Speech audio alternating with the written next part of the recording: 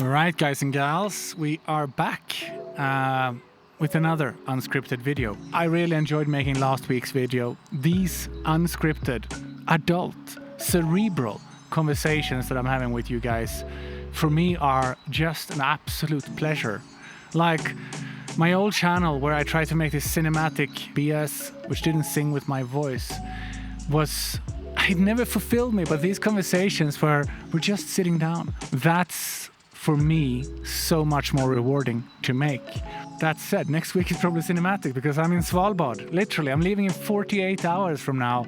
I'll be on my way to Svalbard. I will be on my way to the first of the 2 expeditions I have in Svalbard this season. 2 micro expedition ships, 12 passengers per ship. Super, super unique of an opportunity. Polar bear photography, fingers crossed. Never a guarantee to see polar bears, but it's happening, right? Just got the merch today, they're free obviously for the participants. Terra Expedition Svalbard, the expedition hats for this year.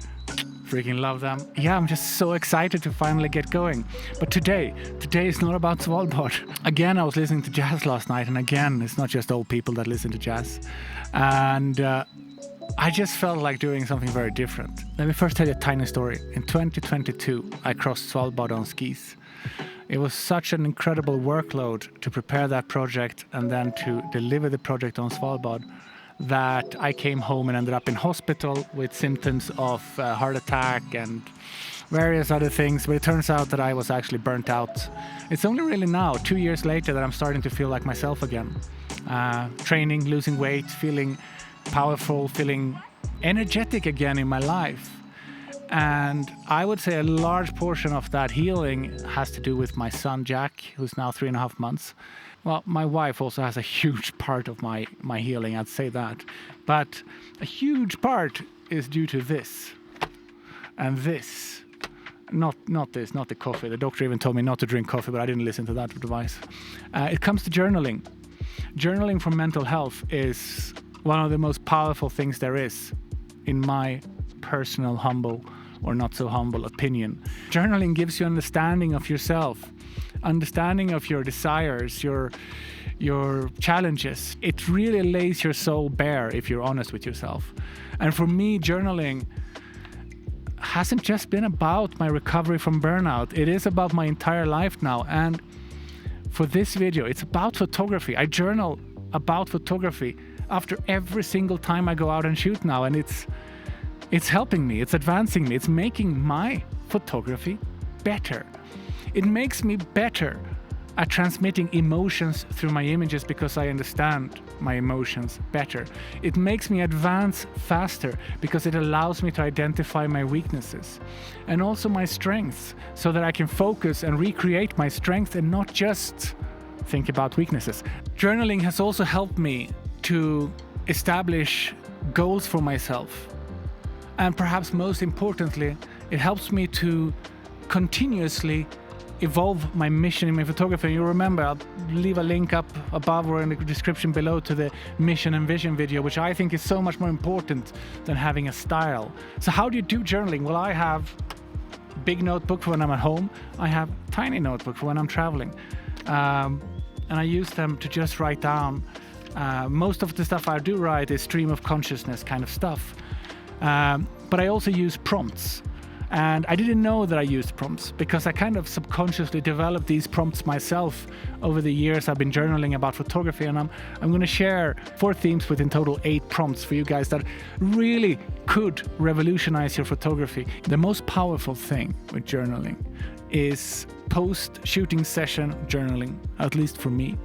So when I get back after every day of photography, I write stuff down. Okay, I'm going to give you the first prompt now, okay? And this is about reflecting on today's photography. What subjects did I photograph today? Where? And what motivated me to photograph them? So we are answering the question of what did I shoot? Where did I shoot? And what motivated me to shoot them? If you can write that down about your day's photography, you will have a perfect logbook of your photography, and also something that you can come back to over time when there is a question of specific images.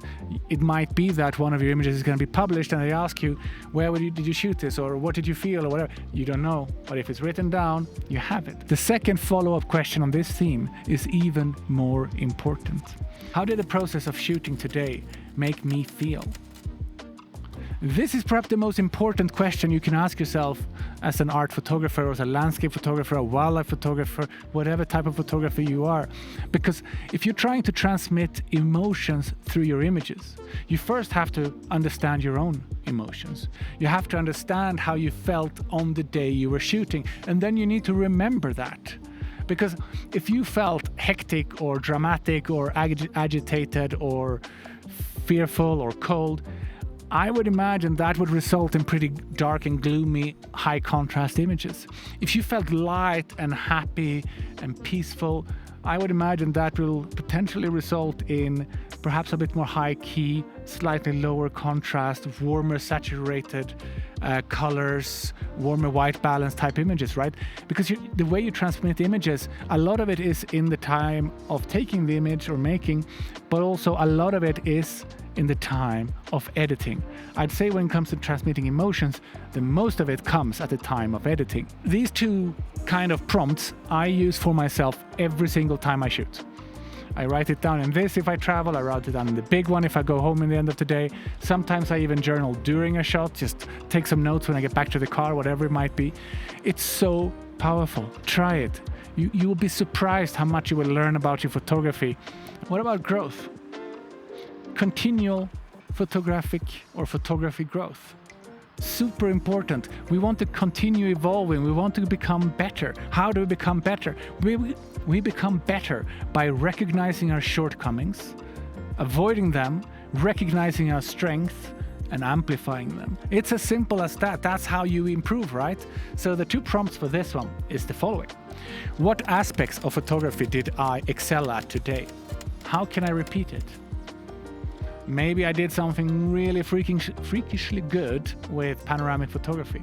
What did I do differently today that I didn't do last time? How can I continue doing that? Write it down, because that will be etched in your memory forever, or if it isn't, you can always return to your notebook and review it, right? Second question, what did I miss or do wrong today, and how can I avoid it next time? Simplest freaking questions in the world.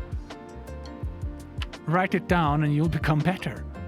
Identify your strengths and your shortcomings. Simple as that. Journaling already has improved your photography if you do that.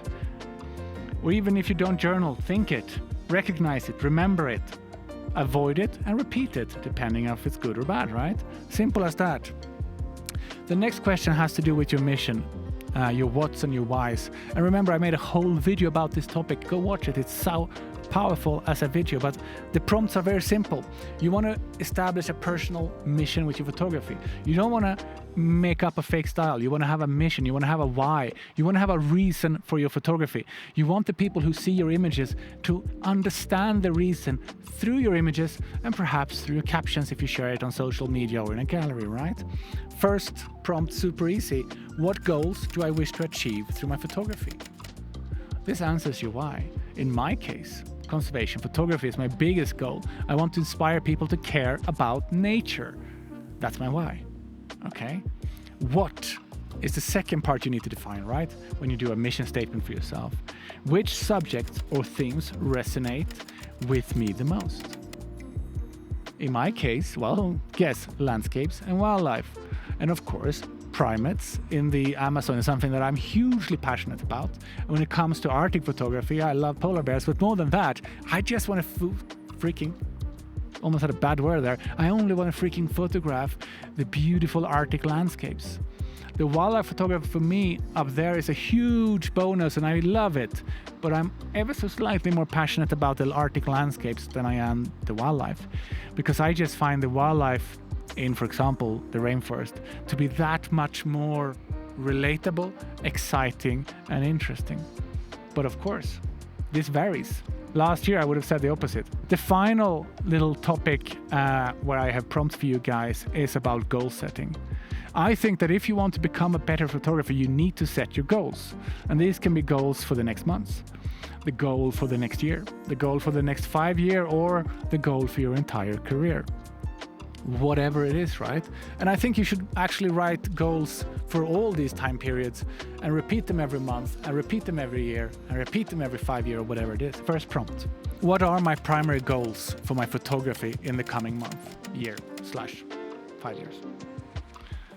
Super simple. If I were to answer it right now, what are my goals for my photography in the coming months?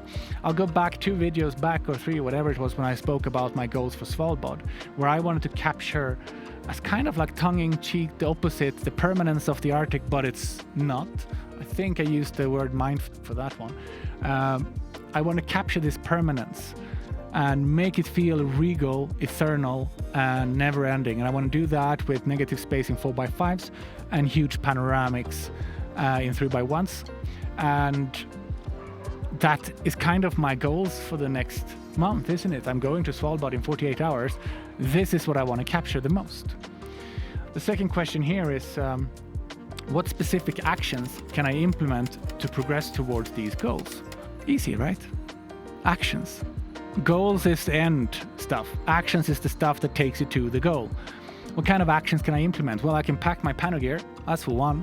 I can, every day when I wake up, remind myself of what my goal for the coming month is and be like, today I'm going to look for subject matters that will do well in a panoramic format. Today I will look for subject matters that will do really well with negative spacing 4x5s and will show the immensity and the eternal nature of the Arctic, which again, is not actually internal because it is disappearing in just a few short years. We will not have it anymore. So there we go, tongue-in-cheek/mine. If I were to tell you my 5-year goal, it will be books and exhibitions perhaps, right? How do I get there? Actions. I will never make a book unless I make a book. I will never have an exhibition unless I actually make it happen. It doesn't fall in your lap. You have to go out and chase it. Journal it, write it down, reread your notes, hold yourself accountable. Journaling is the most powerful thing you can do for your photography. Reflect on your today's photography. Reflect on your strengths and your weaknesses. Set your mission and vision. Set your goals for the foreseeable future. Notebook closed, video over. Well, I don't know if it's over, it sounds scripted, but 48 hours I'm flying to Svalbard. It's plus 26 or something here where I'm sitting. It's minus 18 predicted on my arrival to Svalbard. 44 degrees difference. Oh, I'm gonna love this so much because in heart I'm an Arctic boy living on the equator, and it's gonna be so freaking good. Next week's video is already gonna be a video from the Arctic. I hope there is time to shoot and edit before next Wednesday. And I really think there is, because I'm arriving in Svalbard on a Sunday, I believe. So I'll have 4 days. I hope you enjoy this honest face-to-face conversation. I would love to hear from you about that. Put comments below. Does it stink? Do you love it? Are you learning? Would you do it differently? You know, I'm just starting out on this unscripted journey, and for me, any feedback is welcome. But I'll say this, next week is going to be a bit more cinematic, but still unscripted. So that's going to be one heck of a journey. And yeah, that's all from me. Thank you guys for watching. Like, subscribe, interact with me. I love it. And that's why I'm doing it, not just to sit here and have conversations with myself. Ciao, guys. Have a lovely rest of this week. And next time, I'll see you from Svalbard.